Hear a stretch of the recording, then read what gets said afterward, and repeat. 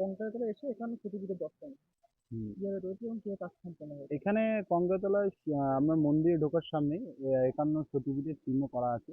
মানে এখানে অনেক মানুষ সেখানে আসে ভ্রমণ করতে, এসে যারা দেখে যে কোথায় কি পড়েছে বা আমাদের কঙ্কালতলায় কি পড়েছে, বীরভূমে তো আরো ৫টি সতীপীঠ আছে, কোথায় কি পড়েছে, বীরভূমে কোন কোন জায়গায় কি পড়েছে।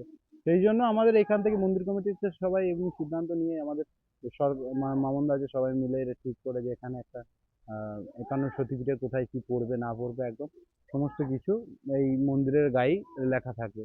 সেই জন্য আমাদের মন্দিরে ঢোকার আগেই সামনে ৫১টা সতীপীঠের ৫১টা নাম ও ৫১টা স্থানের জায়গা এবং সবকিছু এখানে লেখা আছে। আপনারা দেখতে পাবেন মন্দিরের সামনে এসে।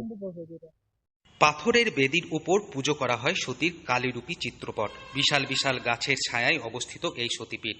মন্দিরের একটু দূরেই রয়েছে শ্মশান। আর এই মন্দিরে গেলেই দেখা মিলবে ৫১টি সতীপীঠের। কি শুনে অবাক হচ্ছেন? অবাক হওয়ার কিছুই নেই। মন্দিরে প্রবেশ করার মুহূর্তে দেখতে পাবেন ৫১টি সতীপীঠের প্রতীকী চিত্র।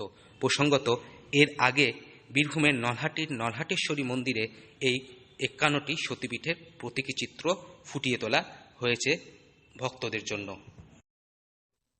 সেরকম কিছু না, যেমন ৫১ সতীপীঠের ভ্রমণ আলাদা। অনেক মানুষ আছে যারা অনেক সময় সময় দিতে পারে না, তারা ৫১ সতীপীঠে কোথায় কি পড়েছে অত দেখে না। এমনি ঘুরতে এসে যদি কেউ এরকম করে মন্দির খানিকক্ষণ দেখে, ৫১টা সতীপীঠের অন্তত নামও তো সে মুখে নিতে পারবে। এছাড়া কোনো এটা মানুষের খুব ইয়ে, সবাই তো অনেকক্ষণ ধরে যারা বেড়াতে আসছে অনেকক্ষণ ধরে পড়ছে, একদম মন্দিরের চারপাশে ঘুরতে ঘুরতে পড়ছে। যে মন্দিরে দেওয়ালি করা হয়েছে?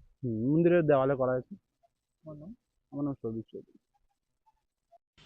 মন্দির কর্তৃপক্ষের এই বিষয়ে দাবি, মানুষ চাইলেও ৫১টি সতীপীঠ একসঙ্গে দর্শন করার সুযোগ পান না। আর সেই কারণেই মন্দির কর্তৃপক্ষের তরফ থেকে এহেন উদ্যোগ গ্রহণ করা হয়েছে। বীরভূম থেকে সৌভিক রায় রিপোর্ট, লোকাল ১৮ বাংলা।